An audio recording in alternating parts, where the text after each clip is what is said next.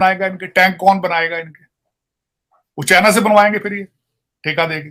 लेकिन ये बात ये है कि महातीर साहब की बात ठीक है कि it is coming to the boiling point, लेकिन जो नया अलायंस बन रहा है रशिया और चाइना का, it is very alarming and it is beyond the control of America. अब मैं साथ एक और सपोर्टिंग आर्गुमेंट दूंगा आपको कि अमेरिकन जो इंटेलिजेंस है उसकी सीरियस फ्लेवर्स है।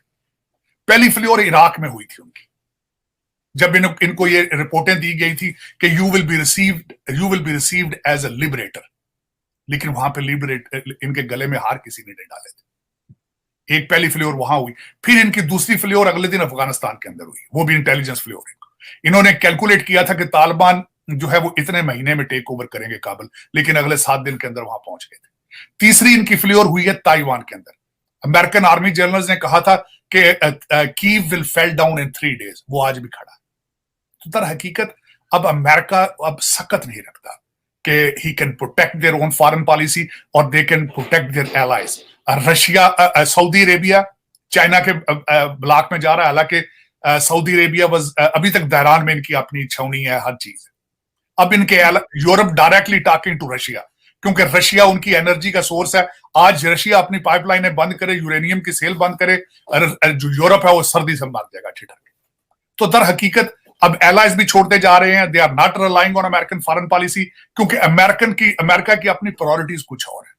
वो अपने बच्चों को मुसलसल बता रहे हैं कि you don't, it's okay to be number 2 और number 3, you don't have to be number 1 all the time. America की तरक्की का सबसे बड़ा सीक्रेट इनोवेशन था।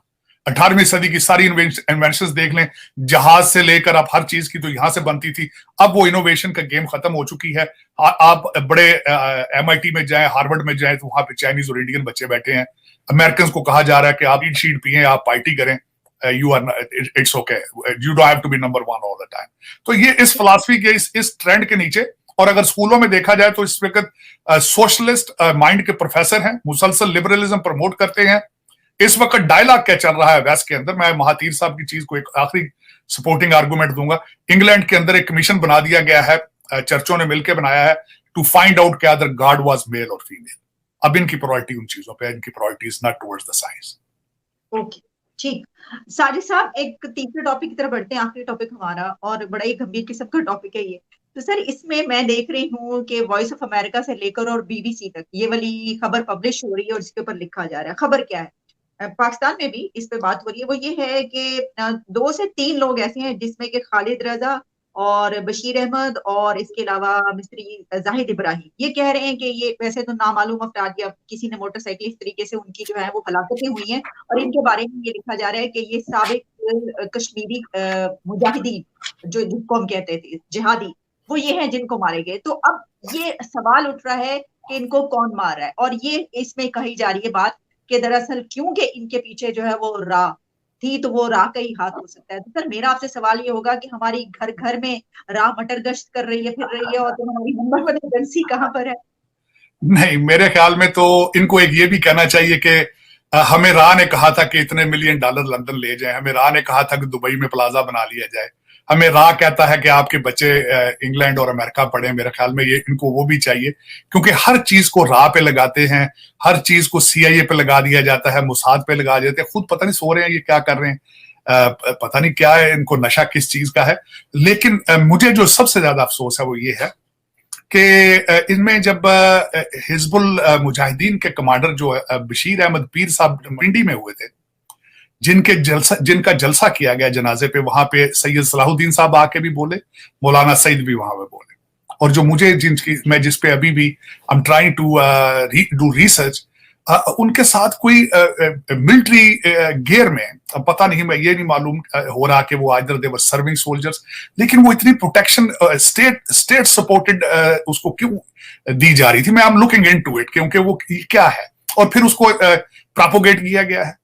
और दूसरी साइड पे जो आप बातें कर रहे हैं, ये सारे लोगों का मरना पाकिस्तान में, और जिस तरीके से इंडिया के, मैं क्योंकि आपको मैं शायद पहले भी कई दफा कहता हूं, या वॉच इंटरनेशनल मीडिया, जिसमें भारत का मीडिया भी शामिल है, तो जिस तरीके से वहां पे इस चीज को उठाया जा रहा है, और they are interested in going to request FATF, Pakistan पे मजीद सैंक्शंस के लिए इंटरेस्ट लिया जा रहा है, और दे आर मूविंग टुवर्ड्स, उनकी पोजीशन है इस वक्त करने की, क्योंकि फैटफ के हेड भी मैंने आपको बताया है कि मिस्टर कुमार इंडियन नजाद हैं, और दूसरा G20 और शंघाई कोऑपरेट ऑर्गेनाइजेशन, ये सारी इस वक्त भारत के पास है। अगर एक मिनट के लिए, एक सेकंड के लिए सोचें, आप मफलूज हैं, आप इस वक्त फाइनेंशियली, हुकूमत मफलूज है, आप तो नहीं, आप तो वरना टिम हॉर्टन को बड़ा एंजॉय करने वाली कौम है सारी। हुकूमत इस वक्त मफलूज है क्योंकि खाया। साजिद साहब यकीन करेंगे, मैंने रोका हुआ अपने आप को, मैंने अभी तक मैंने नहीं खाया। मैं कहता हूं आप बिल्कुल वहां ना जाएं। मैं समझता हूं कि वहां पे जाना पाकिस्तान की रूलिंग एलीट को प्रमोट करना है, उनको पैटर्नाइज करना है, क्योंकि ये उनको रिप्रेजेंट करते हैं, रूलिंग एलीट के बच्चों के लिए। दूसरी लोग तो बेचारे आटे के थैले के लिए तरस रहे हैं। तो दर हकीकत इस वक्त जो इशू चल रहा है, अगर फैटफ में दोबारा आप चले जाएं, फिर पहले तो IMF आपको चोक कर रहा है बड़े खूबसूरती के साथ। हामिद मीर साहब ने अगले दिन कहा है कि वो जो गुटानमो बे से बंदा निकला है, उन्होंने कहा छोटी जेल से निकलकर बड़ी जेल में आ गया, IMF की जेल में। उन्होंने अपने आर्टिकल में लिखा है कि पाकिस्तान इज IMF प्रिजन। तो उस प्रिजन में तो 22 करोड़ लोग बैठे हैं। IMF के पैकेज, ये IMF का पैकेज तो चाहिए सिर्फ लंदन वालों को, जिनके बच्चे लंदन पढ़ रहे हैं उनको चाहिए। गरीब लोग तो इस वक्त उनके पास तो ना पहुंचा है, वो तो बेचारे किश्तियों में मर रहे हैं इटली के पास, और ना उनकी किसी अदालत ने सोयो मोटो उस पर लेना है। इन 22 करोड़ लोगों के बिहाफ पे कौन सा जज सोयो मोटो कभी लेगा? मेरी समझ से बाहर। करप्शन रोकने के लिए एक भी इंस्टीट्यूशन इस वक्त काम नहीं कर रहा पाकिस्तान के अंदर। और मिलकर मैं समझता हूं कि 22 करोड़ लोगों को क्वेश्चन करना चाहिए, जज अपॉइंट किस तरह होते हैं, ये कहां से आए हैं जज? ये आसमान से उतरे हैं। और इस वक्त आपको पता है कि सुप्रीम कोर्ट के अंदर 55,000 से ज्यादा केसेस पेंडिंग है। तकरीबन 2.5 लाख के करीब केसेस हाई कोर्ट्स में मौजूद हैं। वो सिर्फ इंटरेस्टेड है पॉलिटिकल केसेस में।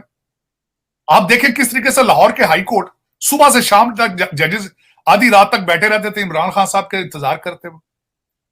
ये दूसरी कौम 22 करोड़, इनके साथ आप क्यों इस तरह का सलूक कर रहे हैं? मेरी समझ। सर आप ये देखें कि उन्होंने कहा कि कोई बात नहीं, आप जो है वो, यही बड़ी बात है कि वो कमरे में चल के खुद चले गए। उन्होंने कहा कमरे तक ले आए गाड़ी, कमरे के अंदर गाड़ी ना लाए, बस कमरे के अंदर चल के। ये तो छोटी बात है जो इस्लामाबाद में खान साहब ने किया। उन्होंने कहा अदालत को G11 ले आए। जफर इकबाल साहब की जज जो एडिशनल सेशन जज हैं, उन्होंने कहा है जी उनके, वो आप इस तरह करें, यहां से अदालत उठाएं तो वहां आ जाए, फलां चौक में आ जाए। तो ही इज लार्जर। वो अंदर हकीकत है, ये आपको मानना पड़ेगा कि the man is larger than Pakistan, man is larger than your institutions.